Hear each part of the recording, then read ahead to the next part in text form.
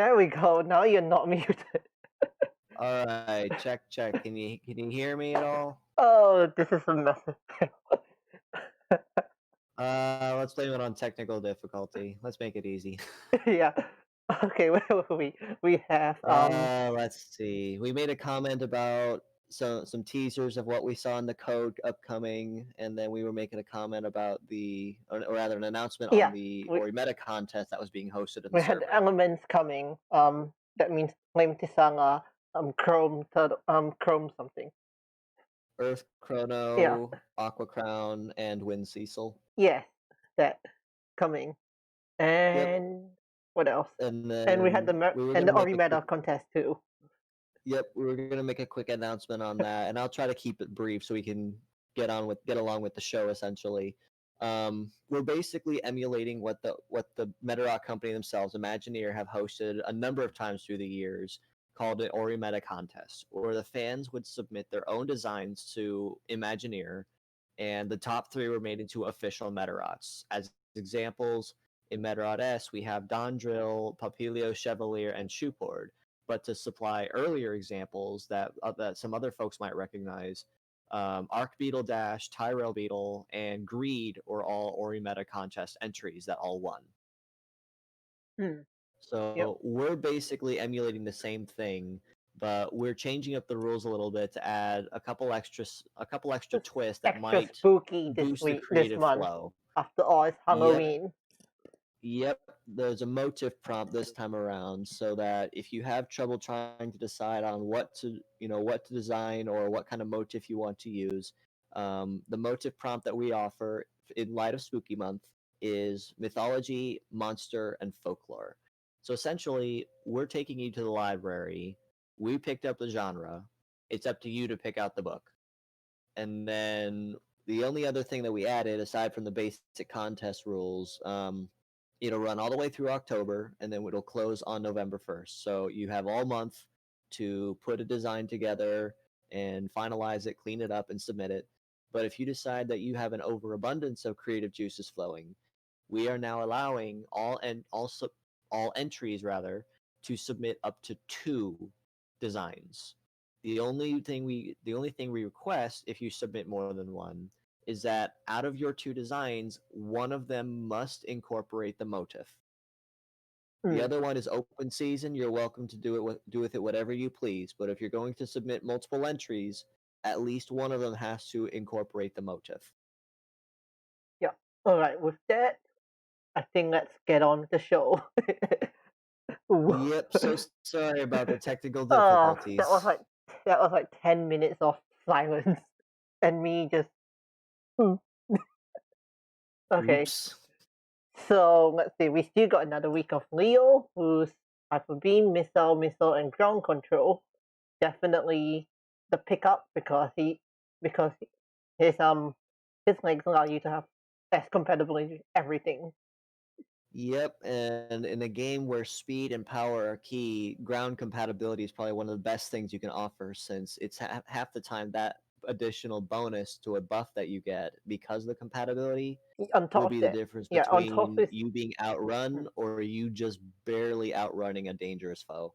and on top of that, his legs are very actually around 800, Oh which is actually very yes, good. So like he's one of they're a the very must solid leg pickups. for sure. Yeah, he's a very solid leg for sure. Hyper Beam is always very solid to pick up as well for its very destructive capabilities. In this case, it pretty much makes it a budget. I'm not actually budget Arc Beetle wouldn't be the way to put it, but essentially, if Equal. you tried to go after Arc Beetle in past gachas and didn't pick him up, this Go is for this. definitely your shot to pick up Hyper Beam, especially now that Beastmaster officially closed. And with that, we also have Scorpio, who has Hypercrab, Virus, Bug, and Breakneck, which gives him additional bonus cooling. Yep, which will definitely allow for a lot speedier movement. And although Scorpio doesn't bring a lot to the table really, she is very good for picking up virus or bug parts in the case anyone needs them. But if you do end up picking up only her leg part, you could still call it a win. Mm. Alright, so this week they have Tepen, who has anti-freeze, Shoot Guard, Freeze, and Snow type, which is S compatible, which S compatibility with Snow regardless of the actual leg type. Which Tepen And is floating, if honestly, I'm not wrong. yeah, Was it I'm aquatic? sorry. Floating or Yeah, aquatic? One of them. it was an aquatic leg, and Yeah. honestly, that definitely increases the range of what Teppen's able to do by a very large margin. I mean, having a freeze arm and a shoot guard arm already make the set pretty solid, especially for the way that S's mechanics run. But adding having the extra snow type ability for the legs will definitely add an extra edge for folks in especially in the PvP market where they might struggle having certain types of legs on terrains or rather not have any and need something to be able to help keep an edge. Yep. At least with him having no type, it pushes him back up at least a bit. Yeah, and albeit the legs aren't able to support any major heavy parts, I mean that's still pretty easy to overcome with Mm. relative ease, depending on how you put your build together. And with this week's season of PvP, I think they were definitely implying something with that because the terrain for it is snow type first of all, and it also the I think the modifier for this week was also full sets only if I recall. Yep. So that alone makes Teppen very, very solid, even just for this season's PvP alone, as well as general content, because of the mixed kit. Mm. And with that said, also Snow Veneers on the block. Yep, Who's generally can't go wrong with Snow Fenrir either, especially with double freeze. yeah. And also new this week, which we predicted like 3 weeks ago, Infinitus. So I have to be honest though, I thought he was going to be a what's it called a pickup gacha, but no, they made him a spotlight gacha. So he's officially joining the permanent pool even after this Yep, week. we're gonna get him So whenever we want. Sort of. it'll be pretty solid for sure. But now that he's a part of the permanent pool, you guys don't need to be in a rush to pick him up. His kit is pretty solid though between Destroy destroy, double assassin. assassin for sure. So he's very solidly melee nuking based, and you can definitely deal a lot of damage with him. But Also, what his makes him leg useful as a full ability. set, yep, is his leg ability, Dead or Alive, which basically means for every crit that he scores, you get a buff to all leg stats. Except for armor, of course. Of course, armor and heavy stat, but yeah, and that actually works out very well for Infinitus Advantage because both his arms are guaranteed crits anyway. So at the very minimum, on a bad day, you're still guaranteed 2 crit buffs. Mm. That's Yep. assuming that you don't break anything and he's just having a really off day. The only major drawback that Infinitus has is that, especially after looking at the numbers, his leg speed is actually pretty abysmal at not even 600. I think at like 5 star it only caps at like 575, which puts it really, really low on the base stat by itself. But I'm guessing that that they're additional forcing you buff to actually get the buff, but it might Yeah, that be additional buff is balancing going to for be that. very important. However, after talking to folks that have tried picking him up or battled him before, especially in a couple other instances that we'll announce here shortly, his evasion stat is off the charts honestly at almost 1800. Yeah, that's gonna make you miss him a lot. So yeah, so he may not be the fastest on the field, but he's going to be one of the hardest to actually hit because his evasion stat is just so high And then, compared to others and if where you yeah, if you like include that with the 50% boost at 5 star, that is already roughly yeah, he's already 2,700, going to be 600 roughly. well, if Eight I recall hundred two nine correctly, two his seven hundred. Yeah, 2,700. yeah, I was going to say his evasion stat alone at 5 star with 0 buffs is already like 1700 something, which makes it insanely high. Yeah, So that then if you add Yep, and if you add the buffs on top of that, he already gets particularly dangerous on the field because if you can't catch him in the sense that you can't stun lock him or intercept him, he's going to make relatively quick work of you and you're going to have no idea where he's coming from. Yeah, and yeah, with that said, with that said, we also have him as a EX battle. If you haven't already noticed, Yep, actually and based had on what I've pro- heard, yeah, sorry, go ahead. Sorry, ac- go ahead. actually I had a lot of trouble trying to get that because for some I was reason it would show me in yeah. Snowfinius mutators when I'm in Infinitis and vice versa, or just in both for no good reason at all. I Yeah. think it might be a bug And though. based on what I've Yep, and based on what I heard, this battle in particular is probably the hardest EX trial that we've had yet, according to friends. Because a lot of these battles have not just one multiplier that makes life difficult, but two of them. Like for instance, the Infinitis first battle has alone. enemy armor doubled for the first battle, and then in the second battle he prevents you from using shooting metal parts, which combined with his evasion, because they force you to use melee parts, well, that's the problem. And then furthermore, Yep, on aquatic terrain, no aquatic legs, well, you're already in the disadvantage too. yep, absolutely. And then battle 3, you have to put up with the same disadvantage, but also now with enemy levels at 200. Now, this one in particular, based on what I've Maybe heard from maybe they're friends, forcing you to use Scorpio, actually. very likely is going to be the case, or any kind of multi-legged legs that you can pick, that you can scrap together and get a hold of, because you're going to want as close to a terrain match as you can get, even just for that 10% buff of an A rank. And if that not be the case, you want to make sure that your B rank compatibility legs are the highest you can get. Mm, Because just in particular, Battle One. So I haven't had a chance to try them yet, but Battle One is probably, I mean, even just overall, mm. Infinitus's EX trial is probably the hardest that we've had so far, based on what I hear, just based on the multiplier of Battle One alone, because it's using Infinitus as a pure set, who's already pretty dangerous by Good himself, luck catching and then him, he and then he's has also tanky. well, all of them are tanky, but it's also the fact that both of his allies have Deathlock in their arsenal. So if you're not paying attention and you can't get up there to set up a shield, you're gonna go down very, very quickly, and you're not gonna know what hit you. Yeah, and so you already said everything.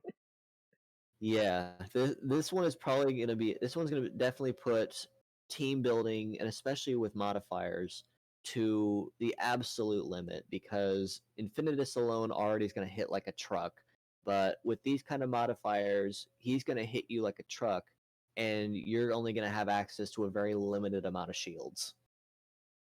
And next we also have Snowfinier, which is actually surprising for him, for a what's it called, for a spotlight gacha bot to actually appear in the EX battle. Yeah, But I guess it's yeah, welcoming, I for guess. sure. Yeah, it's definitely adds Hmm. another it definitely adds another challenge for sure for anyone that's looking for, especially for late game content, to kind of keep them on the edge of their seat and field test how well they can put a good team together. And this is the first time we have the Max 2 Medabots mutator we've seen at all. Yep, we've taken mention of that one in the code a couple of times in previous They episodes, never but used it. this is the first official instance where they chose to use it, And and that alone 2 is is going to also make good, things kind of tricky. but 2 is brutal because you can't use healing or defense, and you have to also rely strictly on your debuffs and status effects. Yep. So essentially, if you're going to be going in, you're going to have to take down the master of stun locking with stun locking, because if once he gets to the line and he starts stunning some of your allies, You're not that's moving. pretty much that's pretty much the end. And what makes it even harder is the fact that Snow Fenrir is the mastery of ice and freezing, which actually, when frozen, you're easily more susceptible to being nailed by critical hits, which means the moment you get caught, you better hope and pray it's going to be either a super weak attack or someone else can intercept it and cut into cover for you defense wise, or even tank the blow. Unless battle because 2, you're of going to be course. in a lot of Yep, you're going to be in a lot of pain if you get stun locked, even with especially with freeze alone, because it lines you up for a nuker to come right behind him and absolutely lay on the pain. Okay. Next, we got this week's new metaforces. So another one I found that they didn't actually they didn't actually tell anyone at all, but World Wukong actually got Radiator just this week, which is Yep, and in particular, Wild Ukon's ability, Radiator, if I recall correctly, it basically is upon charging Metaforce, you gain the Cooler yeah, buff, which is just a gives you 5% to 5% cooldown stats. cooldown stat, 5 second, 5% boost, stacking up to 20%. Yep, so that can definitely come in handy for running back to the line quicker. Um, Honestly, Let's see. it's an all right leg ability. That's all I can put it at. Yeah, Seeing some of the others we have here this week, Kana Bun Bun. I Spearhead, noticed which it says increases here, heating and cooling by 30, 60, 90, 120, and 150, depending on the rank. which honestly alone will be very very useful because it's a flat buff to heating and cooling, whereas with an ability like Radiator, it's only a 5% buff that can be stacked a set amount of times. Mm. And then we got the double snow types. We got Infinity's Stay Alive and Snowfania's Snow type. Yeah, makes me So wonder if they were kind of hinting to something this week, you know? yeah, with the Meta League battle terrain. Yep. Still, it's a pretty solid ability to. It's still pretty solid this week for what we've gotten. Just to kind of go over their kits again for anyone that needs a quick refresher on what we have this week. We've already covered Infinitus, Snow Fenrir, and Tepen for their kits, but for the fierce battles this week, um, actually Wild Ukon, if I recall correctly, also is actually able to be bought in the convenience store this week, Yeah, along with Perun Jelly. But for the two that were mentioned here that are being highlighted, Kanabun Spearhead, all three of his parts are virus with a multi-leg, so very good if you're in need of turn skipping parts. Jinban Fairy is Charge Plant, so passively gain Metaforce over time, as long as the plant is on the field. yep. And And then both arms are Claw for scattered AoE with a flight leg. mm, So this week actually has a couple of pretty decent bots to farm very quickly, between Kana and Jinban Fairy. So if you're looking for someone to pick up, Jinban Fairy Charge Plant would be very useful to pick up just for the sake of having it, especially for Metaforce Abuse team builds.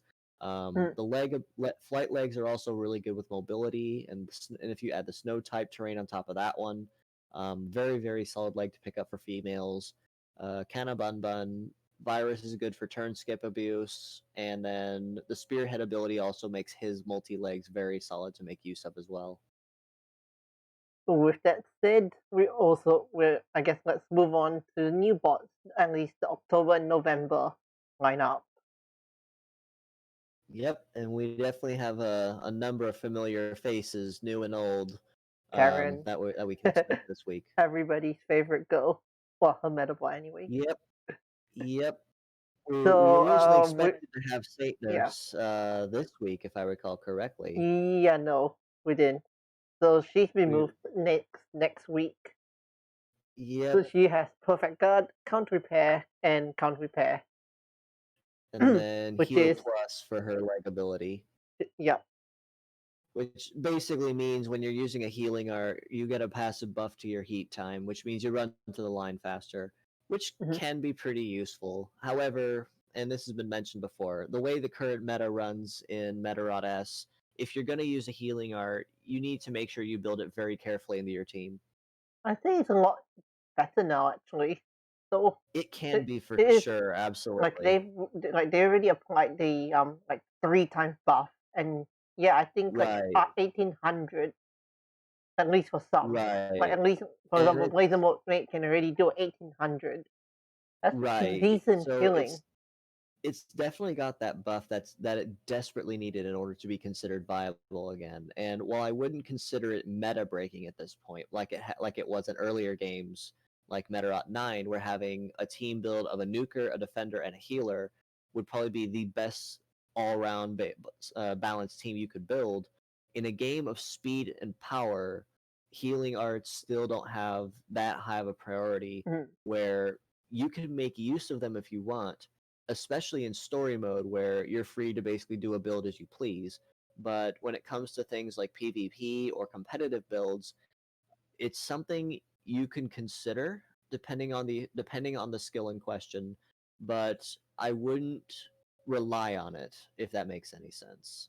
There's some healing arts that are absolutely useful, such as for instance stat cleanse, because it not only cleanses ailments that are currently in play, but it also negates them for a set amount of turns, or restore that lets you repair that lets you bring back a broken part even at 10% HP, just to maintain an edge over battle, such as if your legs get broken. Mm. And as usual, she'll be coming as pickup gacha. After that, we have Winclap, who's coming on the 15th of October. He And we've has, definitely, Disruption sorry, Clear, Rifle, and Claw. which So, alone makes them a very wide range and very overall balanced spread kit, especially since his really leg good for ability new actually beginners, actually. relies. Yes, his leg ability also relies on using a spread kit like that, where all three parts must be a different skill. So newcomers, especially, or new players that just recently got into the game, Winclap may definitely be a very solid choice to make use of and pick up. Um, Basic rifle you really can't go wrong with as a I'm just gonna call it a fallback weapon because it has no conditional buff for damage or anything of the lines. Unlike Claw. So no matter how many parts are still active, it's going to have a very consistent performance. Claw has the scattered AOE, so it's a little harder to tell on the. It's a little harder to determine the consistency of damage overall because it'll target one part and then target two more parts at random at about a third of the total damage. So it's still a very solid skill to make use of, but out of both arms, rifle's probably going to be the one that you're going to stick with the most. And then stat cleanse, disruption clear, you're definitely going to make good use of for not just cleansing ailments, but also negating them for a short time. Mm. And with that said, he's coming as a pickup gacha too. We also had Spectre that we originally predicted this week. Obviously, he didn't come. A returnee from Medarot 2 also. Yep. Coming So on the this is going to be 22nd his. of October. But he's not Yep. any Yep. use Which, though, because his yeah, kids kind of. full hold Yep. and hold I is anticipate he's probably going to end up being a spotlight because I mean his kit alone is decent, I suppose, for heat and cool debuffs, but otherwise, he doesn't really offer anything that I see as particularly. I'm not going to call it game breaking, but of potential use really, such as with Saint Nurse or Winclap, where they have such a wide kit that you could make potential use of at least one part. Whereas with old Spectre or Dave, if you prefer to go with the Japanese name, um, all three of his parts are basically the same, so you generally can't go wrong whatever what part you pick. sorry, I'm just laughing at the Japanese name. Yeah, it just makes me wonder. I mean, you have a lot of really curious names. You have, Crimson King, Seven Color, Earth Chrono, a lot of these really cool Yeah, at names, least we got and then you multicolor have to replace it. Dave. Yeah, and then you have Dave. Dave, who's Dave? Yep. I mean, it's Steinfield? just so it's just so random, and it's just so randomly thrown in there. I mean, I can kind of understand where they get the reference for it, but still, it's just so randomly thrown in there that they probably saw it the first time. They're like, okay, okay, are we going with actual personalized names now? Yep. They did it anyway. He's probably a Yep, pickup or spotlight gotcha. He's 3-star. yep. Very likely gonna. I anticipate he's probably gonna be a spotlight. So we're probably gonna get him permanently in the pool. But if we're gonna get him as a pickup as well, it'll be nice to see him. But when it comes to overall utility, I would rate him very high. Not Mm. unless his leg ability gives him something game breaking.